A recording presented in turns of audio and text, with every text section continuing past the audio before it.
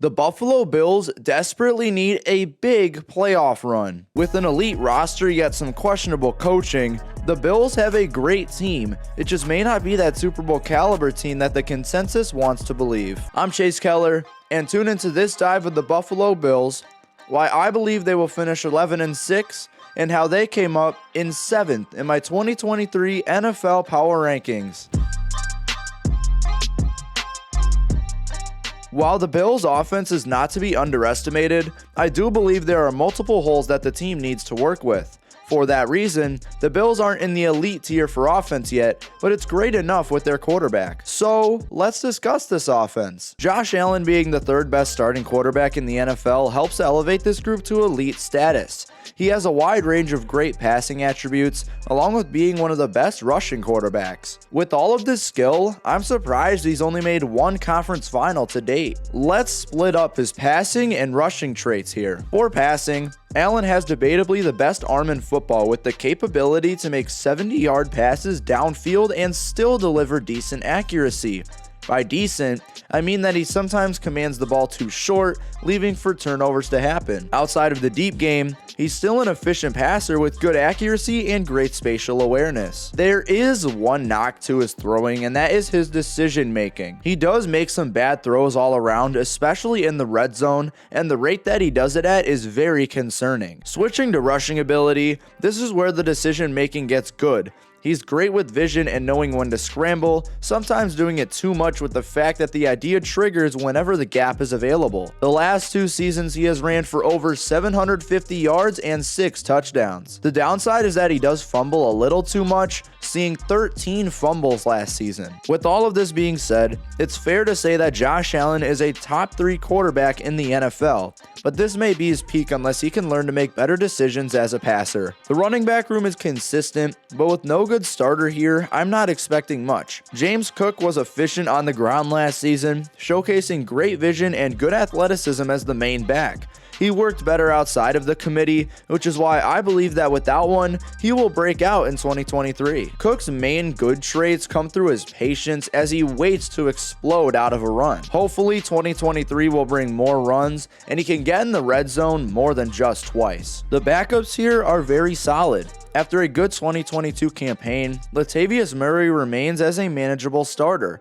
He was a good short down back with good contact balance last season, and while I don't think he will be RB2 for the year, I think he deserves it. And Damian Harris as RB3 is fair as well, but I thought he would be better than this by now. Losing his job to Ramondre Stevenson didn't help his case, and now a change of scenery will be the hope that Harris finally blows up. The wide receiver room has the stud, but a lack of great depth holds this core back to only above average. 5 straight efficient 1,000-yard seasons easily elevates Stephon Diggs to superstar level. He's an extremely talented receiver who works best when going deep. It's honestly interesting how his best seasons directly correlates with his highest yards per route run. He's also a great yak receiver, and it's expected that he goes for over 1,200 yards yet again next year. Here's where it gets interesting.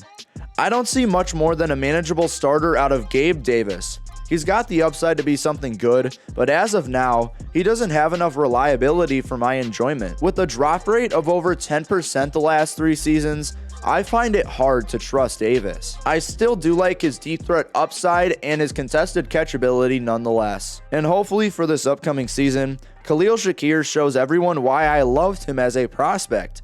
He's a phenomenal yards after catch guy with upside to work as a primary slot option.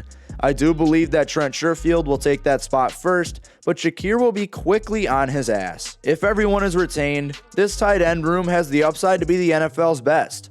While I don't think this will happen, the possibility itself is something I am intrigued in. Dawson Knox is tight end 1 in this offense for now. It may not last for long, but it's still worth noting that he is a starting caliber tight end. As a receiver, Knox is coming off of back-to-back good receiving seasons, and he has had 15 touchdowns in that time span. As a blocker, he is sort of inefficient and is not great in this aspect. Even then, Knox is worthy of his starting position, but someone is coming to get it. Newly drafted Dalton Kincaid came out of a stacked tight end draft as my tight end 3. ranking as a mid-second round talent. He's coming for a massive season as he fits perfectly in Buffalo's scheme. Kincaid will quickly become one of the NFL's best receiving tight ends with his great route running and ball skills for a tight end. His blocking is not great, which brings questions about his all-around value. Quintin Morris won't make a massive impact on the field, so let's talk about this offensive line.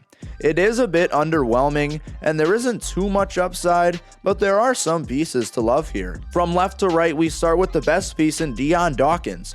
Dawkins is a pretty damn good pass blocker, suffering a maximum of 34 pressures in his first 6 seasons. He's consistently great in this aspect, so it's not a reach to say that will continue in 2023. Combine his skill with his lovable personality, and Dawkins should be a Bill for years to come. At left guard is rookie Osiris Torrance, a guy who many believed was a steal in the 2023 draft. He's more of a run-blocking guard, as while statistics show he's elite in pass protection, he has issues with picking up elusive blitzers, which will just get harder at the next level. Mitch Morse is the team's center, and he's been a reliable starter for a while now.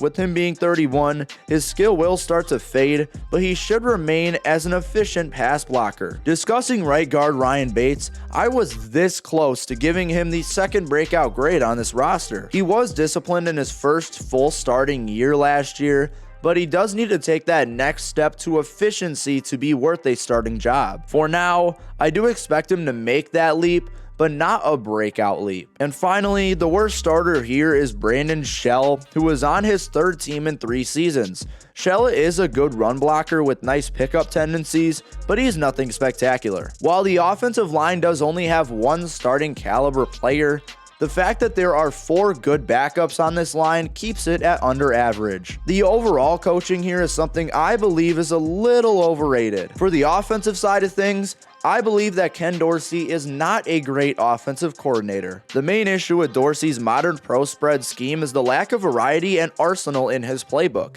As Elena Getzenberg pointed out, the Bills were fantastic in the first half of games at 15.3 points per game, but just okay in the second half at 12.4. It's not like Dorsey is a lost cause though. His arsenal may be small, but being better with play choices comes with experience. Dorsey should expand to a B-grade coordinator after 2023, but for now he receives a C. To summarize, the Bills' offense is a tad overrated, but it's still on the great end of the stick. If everyone develops the plan, this offense could be in the top 3 going into 2024. Bills fans, if you hated that offensive section over my comments but happened to stay to watch, you're in luck. In my ratings for 2023, the Buffalo Bills have the number 1 ranked defensive roster in the NFL. 2 of these groups may land in the under average tier, but an elite edge group and other great positions really helped this defense land at number 1. So let's dive into this defense. As I just mentioned, this edge group is elite. They not only have a superstar as their number 1, but the depth here is absolutely ridiculous. Every one of these players deserves their own discussion, so let's spend a while on this edge group. Von Miller may be 34, but he is still a stud in the pass rush.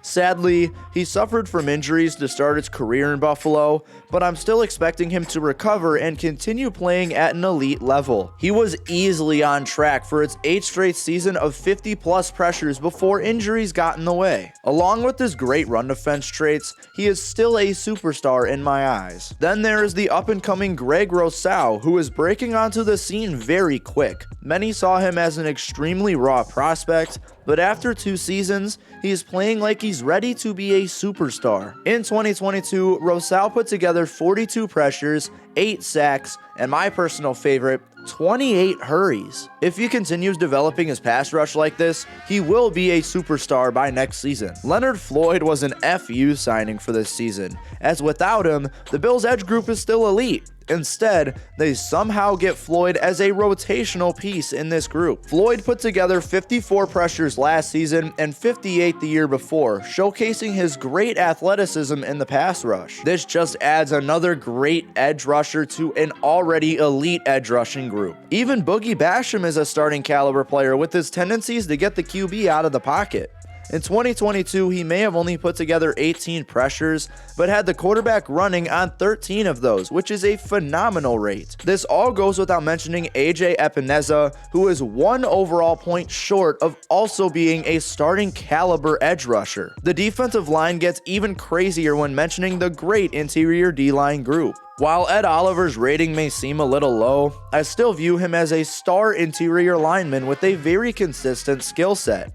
The one thing I haven't seen is an elite season, which I believe should come in 2023. Oliver is a good pass rushing interior guy, but the production isn't there yet, just like it wasn't at Houston. If he can combine production with efficiency, I do believe he will become a superstar next year. Poona Ford will be playing his first season outside of Seattle, and while he did struggle in 2022, there's still no denying his run game efficiency and how easily he stuffs the competition. The hope is that he can retain his efficiencies for this upcoming season despite the setback from 2022. And with the 2 defensive tackles set, Daquan Jones sits back as a backup veteran leadership guy. Even then, Jones is a starting caliber lineman with some great pass rushing traits. The linebacker group here is the first downside to the defense. As you can see by the ratings, 1 stud is not enough to elevate this group to high levels. Matt Milano has been a beast the last 2 seasons. The last year really put everyone on the map.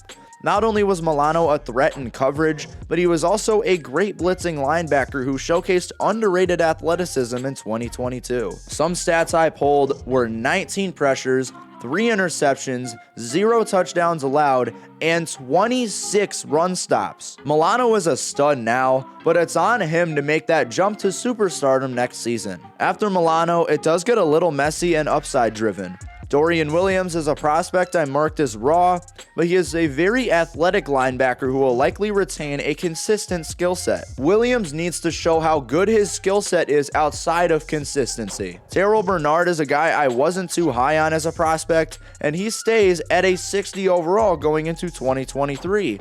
As for Dodson, he hasn't shown much potential since going undrafted in 2019. Hot take here, as the cornerback room is also listed as an under-average group. There's so much more I want to see out of these guys, so the hope is that these young talents elevate this season. First, Trey White is a guy I like to compare to Xavier Howard. White had 1 very great season, but since then, he hasn't done too much.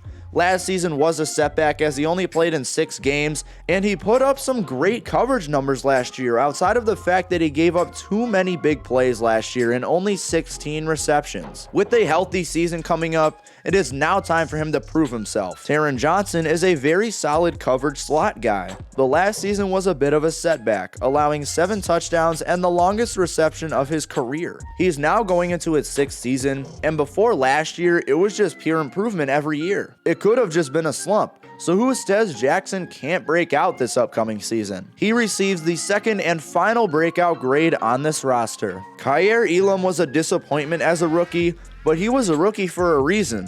He now has some experience, and the hope is that he can be more disruptive than 1 pass breakup and over 300 coverage snaps. The safeties here are another great group to top off this elite defense. Not only is the duo a great one, they also have some very solid depth as well. Starting with Micah Hyde, his age and injury makes this his first season outside of superstardom in a long time.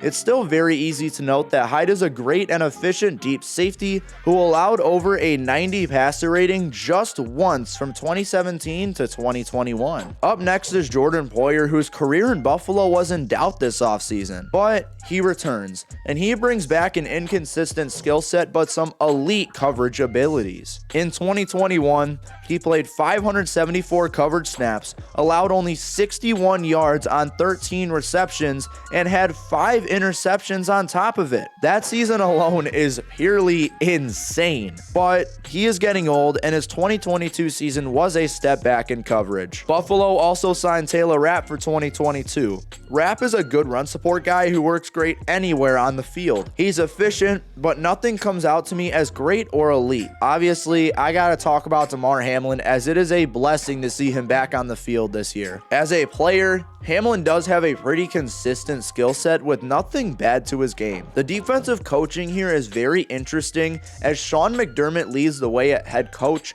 but the Buffalo Bills will be without a defensive coordinator for the first time in franchise history. McDermott loves the 4-2-5 scheme, and he efficiently runs it. It's not a great scheme this year given the under-average cornerback room, but utilizing Taron Johnson is a fantastic idea for Buffalo. I want to see the top-tier defensive success continue in 2023.